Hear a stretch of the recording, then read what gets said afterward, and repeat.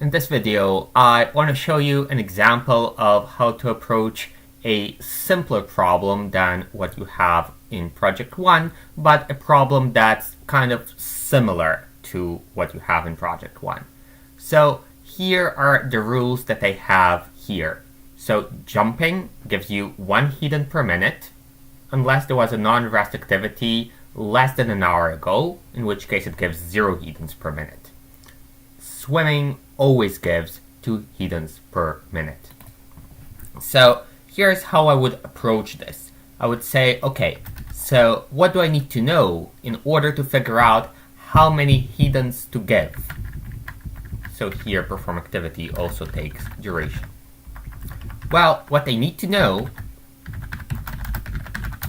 is when did the last non-rest activity finish, and I also need to know what is the time now. If I know the answer to those questions, then I can figure out how many hedons to give. So how would I know the answer to those questions? Well, they've got to be stored in some kind of global variables. So let's do that. So I need to know what the current time is. And I also need to know when the last non-rest activity finished. So let's call it last non-rest finish. And if I know those things, it seems like I should know what to do.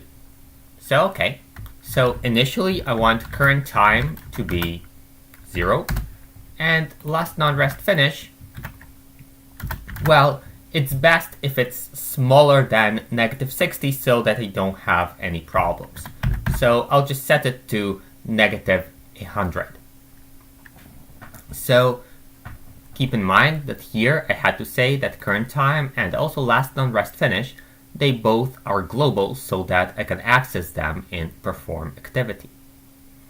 What's another thing that I need to keep track? Well, this is stuff that I need to know in order to know how much to add. Now, I also need to know how many hedons I have now. So I also need to know how many hedons do I have now. So let's add a variable like that. That would be current hedons, like that. So now that we have everything, I can write my perform activity function in order to update the current hedons. Of course, initially current hedons should also be 0. So I need to add different amounts of hedons depending on the activity. So I can say if activity is equal to jumping, what is it here? So it says gives 1 hedon per minute unless there was a non-rest activity less than an hour ago. So how do I figure that one out? I say, okay, so I know the last non-rest finish and I know the current time. And if the current time minus last non-rest finish is greater or equal than 60, so I'm assuming that those are minutes the same way that I assumed that in Project 1. So this is in minutes and this is also in minutes.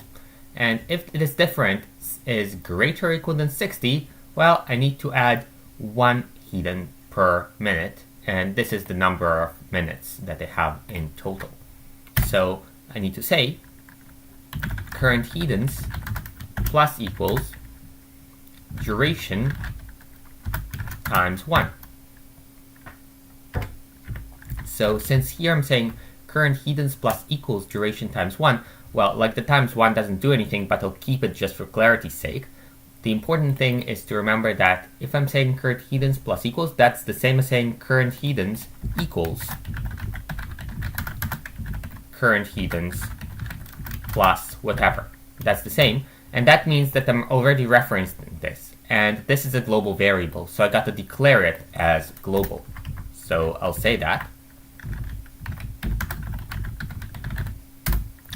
And here I'm saying current hedons plus equals duration. Great. If activity is not jumping, if activity is something else, so what is it here? Swimming. then unconditionally I should add duration times 2 to current hedons. So that's that. And this covers all the cases. What else should I do? Well, I have those variables which should be updated every time. So how can I do that? So first of all, if they should be updated, current time and last non-rest finish, then they should be declared as global. So this would be current time, and this would be last non-rest finish. Now, I've been designing it like that because I said, oh, I'm using current hedons, so now I should declare it as global. It's probably better practice to actually have the global variables be in the same order, just for consistency's sake. So, okay, how do I update this guy? Well, so whether it's jumping or whether it's swimming, last non-rest finish should be updated.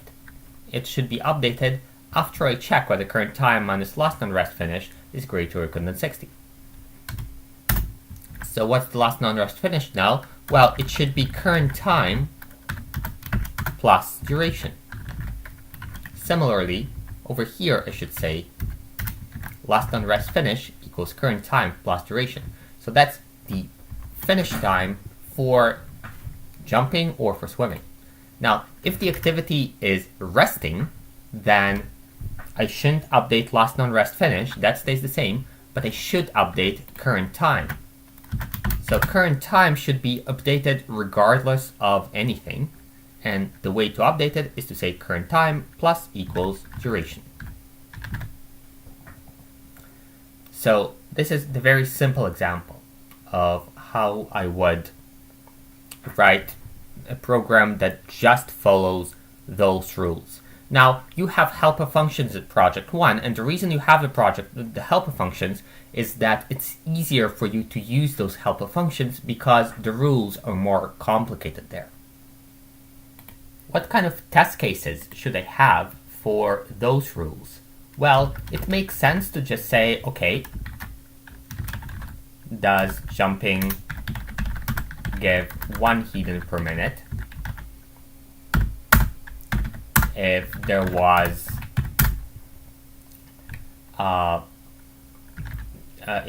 no non-rest activity for more than an hour?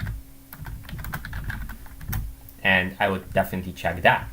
What's another question to ask? Another question, is it gonna give 1 hedon per minute if there is non-rest activity for exactly an hour? That's the kind of thing that makes sense to check. And it should give, because here it says less than an hour ago. So here, if it's exactly an hour, then you should give 1 hedon a minute. This is the kind of thing where it's very easy to make a mistake, so it makes sense to check this kind of thing. What else should you check?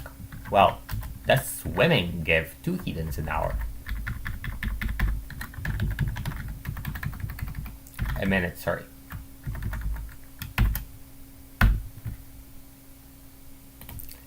What would you check here? Well, maybe you made a mistake, and maybe swimming works the same as jumping. So it does make sense to check if you rested for less than an hour, or more than an hour, just to make sure that you didn't make a mistake and the function doesn't actually behave the same way for swimming and for jumping in this respect, that it doesn't ever say that swimming gives you 0 hedons per minute. Those are not necessarily exhaustive, but those are the things that you would look for. Of course, you need to actually write those tests in the main block and actually run them, as well as say something like this.